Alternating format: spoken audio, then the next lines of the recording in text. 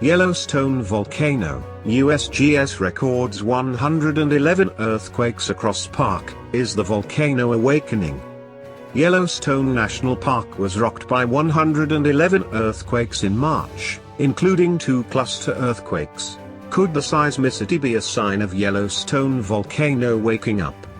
Earthquakes around the Yellowstone volcano has prompted concerns the supervolcano is brewing towards another eruption. Although scientists are certain Yellowstone will not erupt within our lifetime, many still fear a cataclysmic blast. One person on Twitter said, "God help us if these recent swarms of quakes around Idaho and Utah are harbingers of a Yellowstone supervolcano eruption." Agreed. Don't think it will be a full eruption of Yellowstone, hopefully, but it's looking like that area is heating up. Combined with everything else going on, it would be a total societal collapse.